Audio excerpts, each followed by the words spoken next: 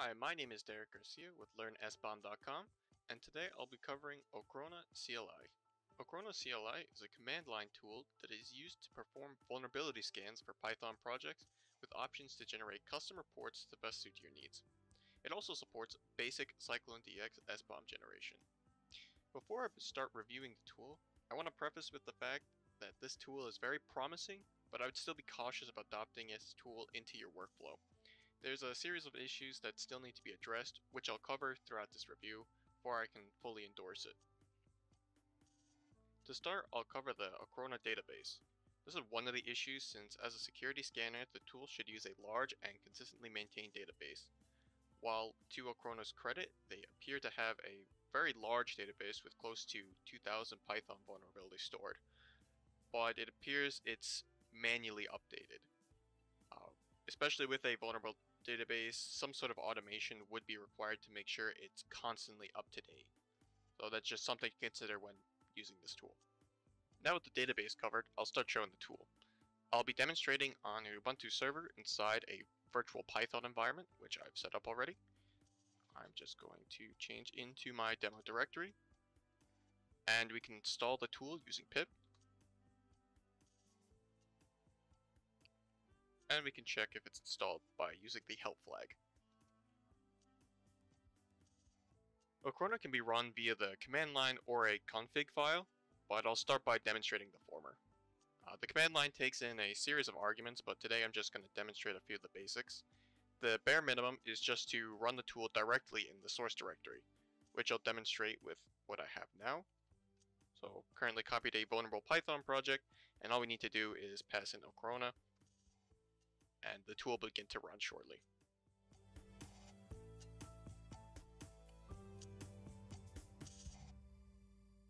Now that we're presented with a nice report, we can see all the vulnerabilities that Ochrona found. There are also policy and static application security testing fields, but I'll cover those in a little later. By default, the tool will run in basic mode, but other options include full, XML, JSON, and HTML.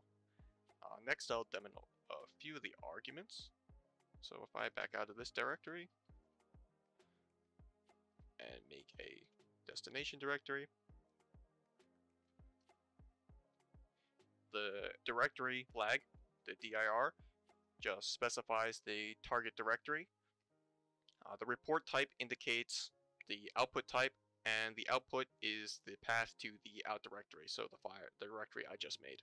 And once the tool is finished running, we'll see the reports have been saved to the new directory. So if I run that now, after a moment, we'll see we have our report.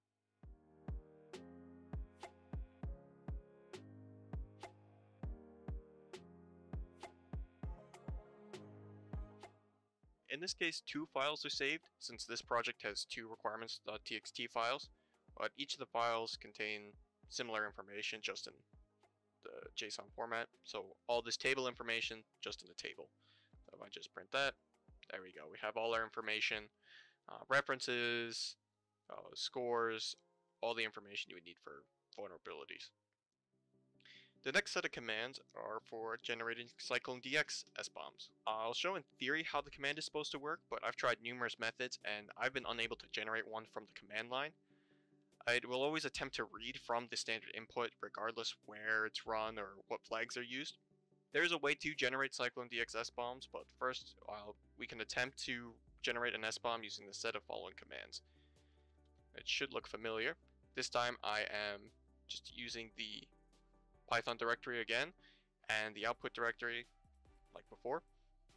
The SBOM flag here is set to true, so the tool knows to generate one, and the SBOM format flag specifies whether to generate in XML or JSON format. The last thing to note is if you do choose to generate an SBOM, you must have these SBOM true flag and an output directory. So after running it, we will see the results.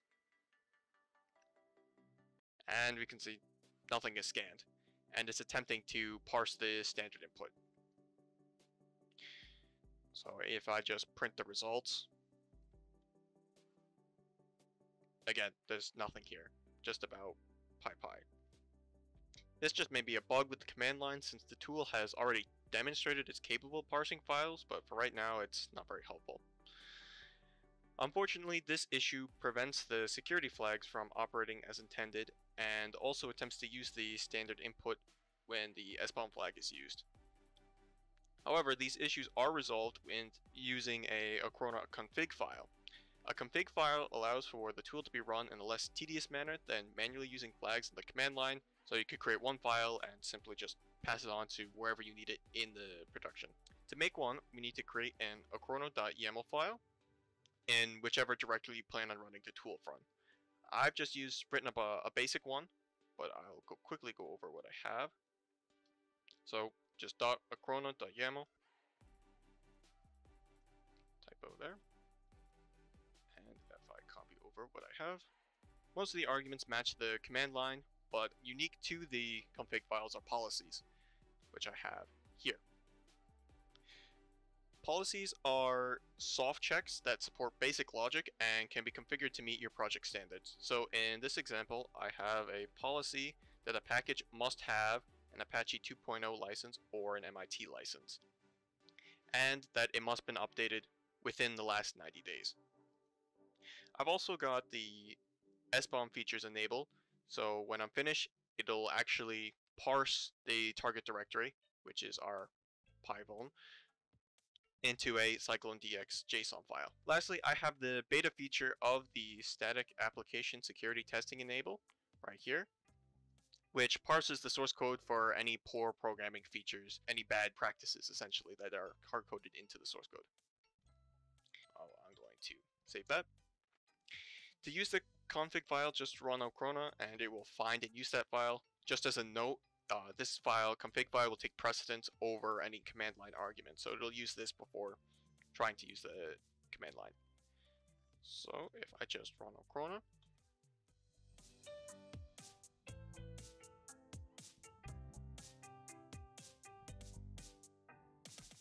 this time I had it set to output to full, so before the basic was kind of just this information here, but now we have more details about the references and things like that. We can also see where a few packages failed our policy checks, so we can see this one right here, that it just violated these two, that they didn't have the correct licenses, and this package right here wasn't updated within the last 90 days. We can also check to see that our SBOM generated correctly, and there we go. We can see that there is one here. While it would be preferable to have these hashes for these components, the SBOM itself is serviceable, but personally there's more detailed tools available for SBOM generation. Ochrona is a very promising tool for security and SBOM generation. The command line bugs can most likely be easily fixed, but I'm hesitant to recommend a security tool that relies on a static database that is updated manually. The SBOM generation is also a useful feature built into a security tool, but those could also be further developed. Overall, with a little more polish, Ochrona could be a valuable tool for Python environments, and I hope to see that change. Thank you for watching. If you have any questions, comments, or concerns, please feel free to reach out to us at learnsbom.com. Thank you for checking out this video. If you really liked it, be sure to check out our other videos right here, and then you can also subscribe right up top here. And again, thank you. Bye-bye.